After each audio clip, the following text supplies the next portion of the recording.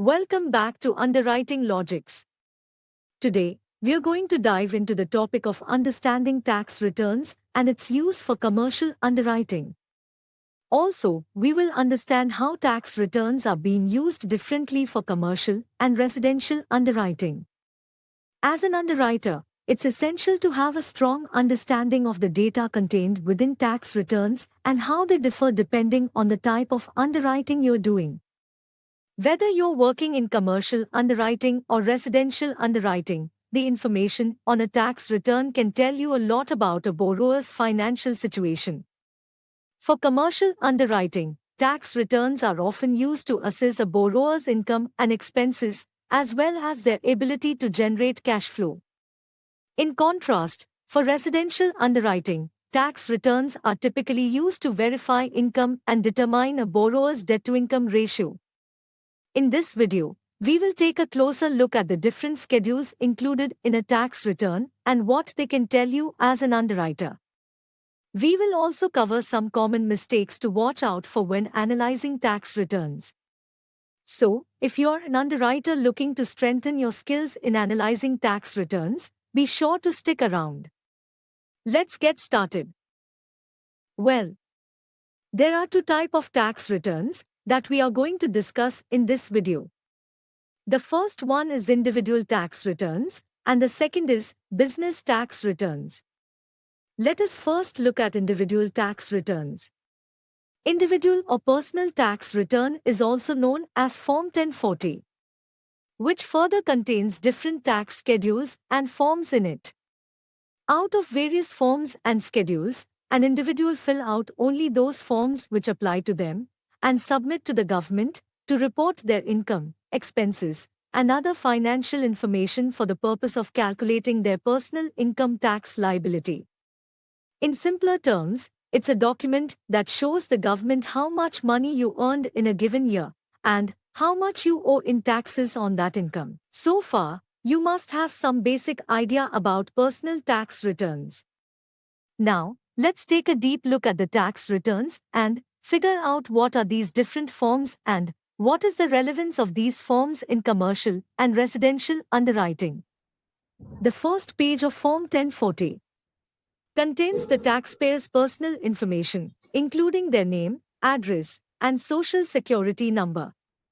It also lists the taxpayer's income from various sources, such as wages, salaries, tips, and interest, etc.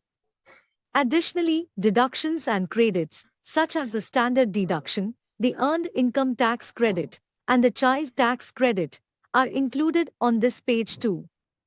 The taxpayer calculates their tax liability, as well as any refunds or payments due, using the information on this page. On the second page of Form 1040, the taxpayer provides additional information related to their income, deductions, and credits.